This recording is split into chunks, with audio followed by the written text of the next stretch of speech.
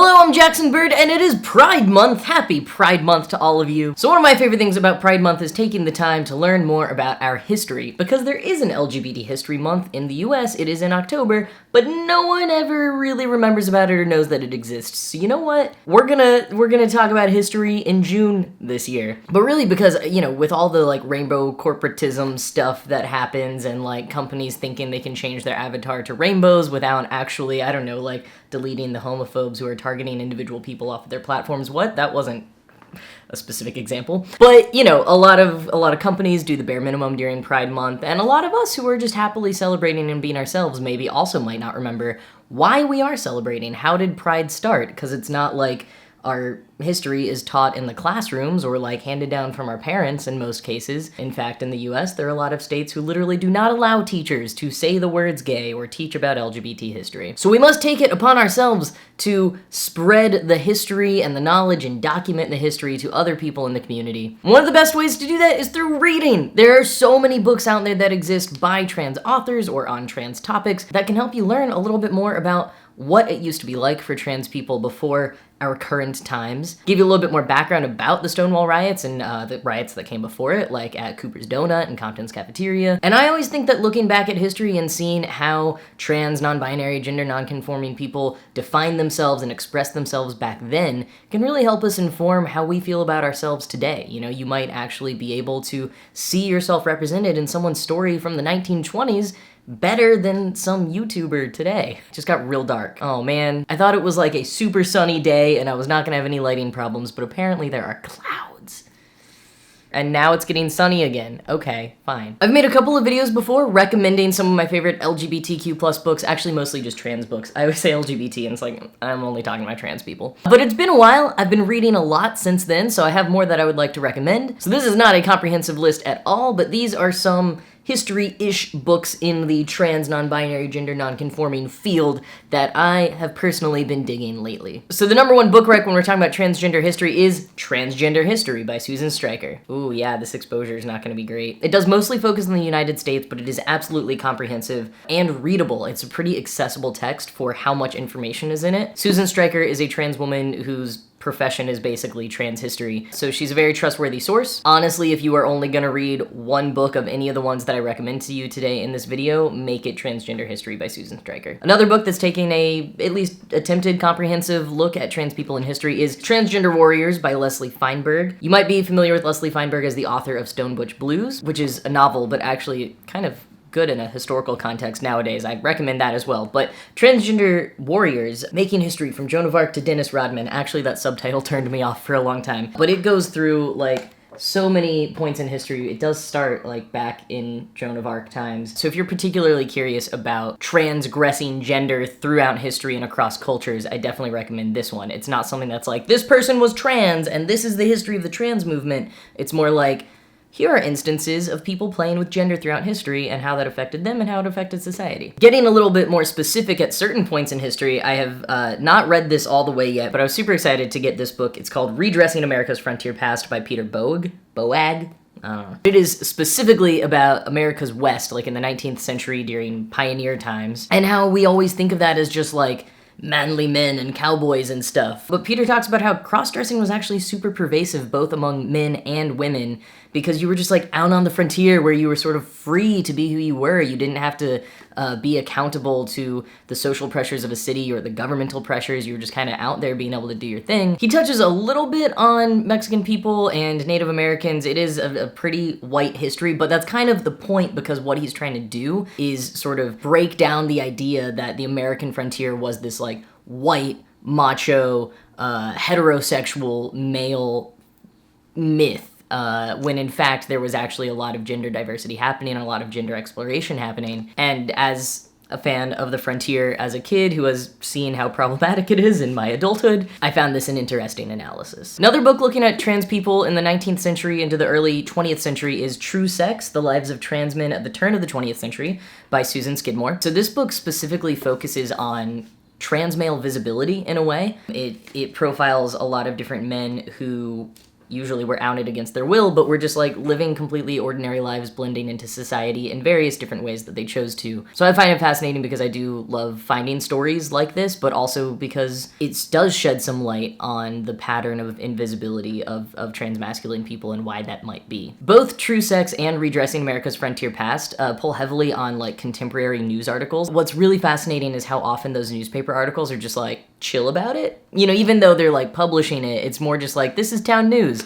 In True Sex, there's a couple of articles where it's like, and he was an upstanding man in his community, which is pretty awesome. There's still a lot of bad stuff too, but it was pretty cool to see the way that like in some communities for some people back in the 1800s, it just wasn't a big deal. Like some people play with gender, some people live as a gender different than the one they were assigned at birth, whatever, man. It's nice to be reminded that at certain times and certain places, trans, as we would call it now, was just totally fine. Going into when it was less fine, Arresting Dress by Clare Sears, Cross-Dressing Law and Fascination in 19th Century San Francisco. This specifically talks about when cross-dressing and playing with gender started to be illegal across the US, in other Western nations. But this book specifically focuses on San Francisco, but it does amplify beyond that a bit. I think this is a crucial part of understanding modern trans history and even a lot of just broader LGBT history. There were so many laws inhibiting certain types of gender expression, and those were used to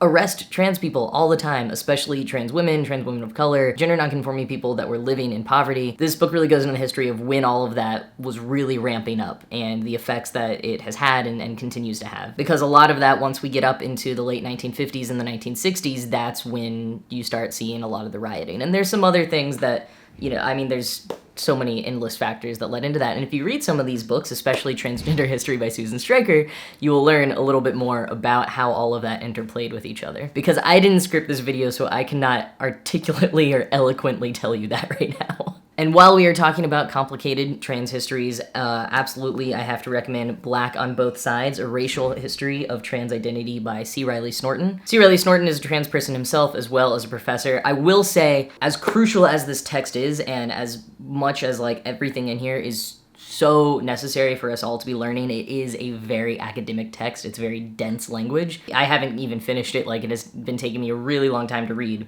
but there are not enough books talking about these hidden bits of trans history. Hidden because we whitewash everything. So I can't recommend it enough, even though it is definitely a challenging text if you are not a super academic person. One that's a little bit more accessible, because it's told sort of in a story, although it still does touch on a lot of trans history in the early 20th century, although it completely white history, but the first Man-Made Man by Pagan Kennedy. This primarily follows the story of Michael Dillon, who was the first documented trans man that we know of to have a phalloplasty. Michael's a really fascinating character. There are a handful of other trans people from history that get mentioned in here, including trans woman Roberta Cowell, who has a fascinating history herself, and they sort of had a little bit of a brief romance together. This was written by a cis author, and the language is not so much outdated, but the author does state at the beginning of the book that they choose to use the assigned pronouns of the person instead of their true affirmed pronouns when they are talking about them before that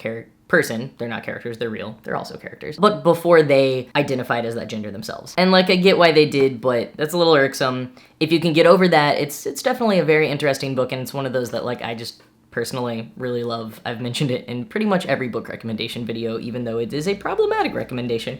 Anyways, let's move on. Speaking of people that were mentioned in that book, Christine Jorgensen, I've never really known, was a trans woman who made headlines, as you can see, all of these headlines, in 1952 when she came out as a trans woman following some type of medical transition procedure that she had had. And this is actually her autobiography written by her in 1967. So that's part of what makes it so cool, is she was a big figure in trans history in the 20th century, but also that this is her own words. And we don't have too many of those from that era and before, so it's a really unique thing. Especially if you are a trans guy, I highly recommend reading the Sullivan biography, Daring to be a Man Among Men. If you can get a hold of his diaries, I'd recommend reading those too. But so Lou Sullivan was a gay trans man living in the 70s, 80s, around that era. He founded, I believe, or helped, he founded, I think, FTM International, which was one of the first and biggest, like, trans male support groups. Had a newsletter that went around the globe. They hosted a conference early on. He was a very extraordinary man, and he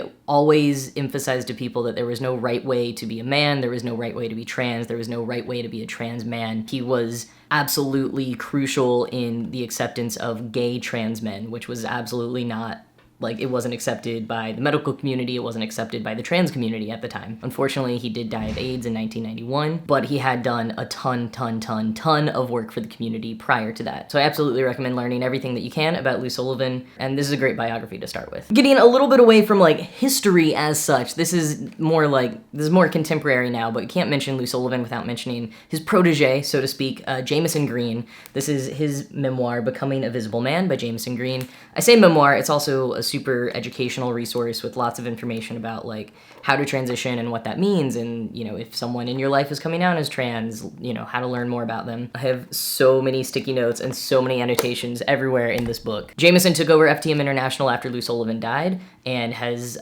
done so much work throughout the years. He's been on the board of WPATH. He's been instrumental in changing policies in San Francisco and just done all kinds of incredible work. I was super fortunate to get to hear him talk recently at a camp for trans men in April. We were all gathered, like 100 of us, around a campfire, and Jamison was just telling us, like, the history of our community. A lot of that is in here. And actually, a new edition of this book is coming out later this year, I believe. It's like a anniversary edition. It's gonna be updated a little bit. Maybe wait and get that one, or buy both versions, which is what I'm totally planning on doing. I know as a trans guy, this has been a little trans guy heavy in my recommendations, so just a couple of quick trans feminine recommendations for you. I'm a big fan of Kate Bornstein's memoir, A Queer and Pleasant Danger. Let me just read the subtitle to you because her life story is ridiculous. It's the true story of a nice Jewish boy who joins the Church of Scientology and leaves 12 years later to become the lovely lady she is today. Kate Bornstein is a super influential figure in the modern trans movement. She's written a ton of other books, but this is my favorite of hers that I've read so far. I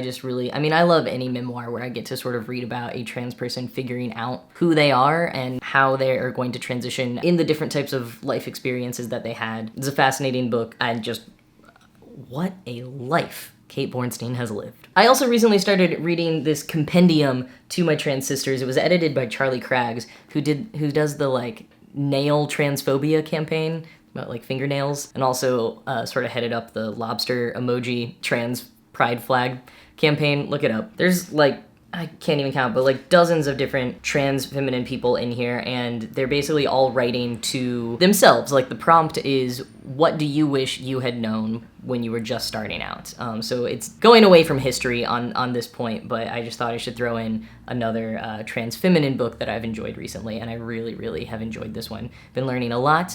I think it's always important for trans masculine people to learn more about trans feminine people and vice versa, and we should all be learning more about non-binary people and vice versa. Oh, not too many non-binary recommendations here. Definitely leave some more non-binary book recommendations in the comments below. So just two more recommendations for you. This one is called Sexual Metamorphosis. It's an anthology of transsexual memoirs. I believe the editor is cisgender, but it has texts from a lot of trans voices. I recommend this one because I know I recommended a lot of books, a lot of which are kind of heavy and dense reading. And if you feel like that's maybe not quite your thing, or you can't quite pick out which one you want, this is an anthology with selections from a lot of really important texts. It's got Psychopathia Sexualis by Kraft Urban. It's got a little thing about Lily Elba.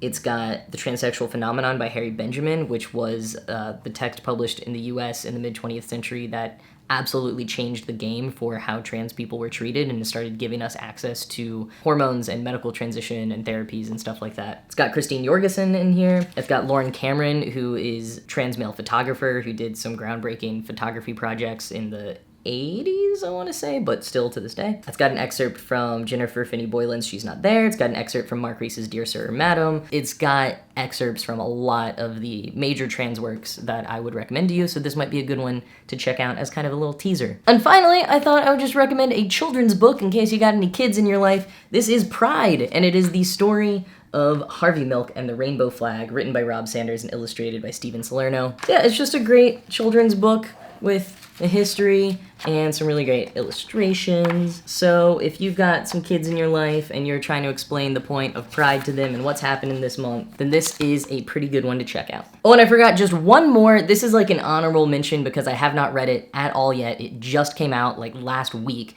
It is the Stonewall Reader, which was put together and edited by the New York Public Library. Specifically, I believe it was put together by Jason Bauman, who's the director of the LGBT collection at the New York Public Library, and who I actually got to interview for a video a few years ago that I did with the Harry Potter Alliance and the American Library Association. So you can check that out there. But the Stonewall Reader, it looks pretty amazing. It goes through a diverse selection of works about the Stonewall riots, gives you some of that history that I think is important to be reading this month, and pulls from a lot of the things in the New York Public Library collection, which is pretty cool.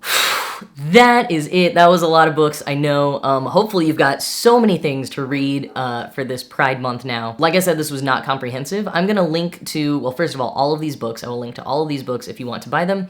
But I'm also gonna link to some of my Goodreads lists where I keep track of the trans-related books that I've read or that I've heard about and want to read. If you have any recommendations of some of your favorite books related to trans, GNC, non-binary history or the history of Pride, please leave those in the description box, especially if you have some that are a little bit more diverse than some of the ones that I recommended today. And also, if you want to learn more about trans and Pride history in ways that are not just reading, I definitely recommend the podcast One from the Vaults by Morgan and Page. She profiles a different trans person from history each episode of that podcast. There's also a lot of really great documentaries out there, too, that I would recommend for sure when we're talking about Pride and riots. Screaming Queens, which was directed by Susan Stryker, who wrote Transgender History. That one is about the San Francisco riot at Compton's Cafeteria in 1966, which was one of the riots primarily by trans feminine people that predated Stonewall. I think a version of that is on YouTube. I will link to it in the description box. I also recommend the newer documentary Major, which is about Miss Major, who's one of the larger figures from the trans movement who is still around today. I think that one's on Amazon Prime. I will link to that as well in the description box. There's a handful of websites I would recommend checking out as well that I will link to. Monica Roberts' blog Transgrio and the Digital Trans Archive are all wonderful sources of information that have either compiled history from the past or are currently documenting it now for the future. It's just so important that we know our history so that we can respect the work that our elders have done, and so that we can understand ourselves in the context of now and maybe not repeat some of the mistakes and infighting that we have done in the past. That's an optimistic look, but hey. As you might have noticed, I had a lot of trans memoirs in my recommendations today, so I cannot end the video without reminding you that I wrote a memoir, and I'm a trans person. I have a book coming out September 24th. It is available for pre-order now and all the places that you get books. So if you're interested in that, you can go pre-order it. It would mean a ton to me. But for now, I'm super hot because summertime is here in New York City, and I need to drink a glass of water. I hope I didn't forget anything. Thank you so much for watching, and I'll see you next time.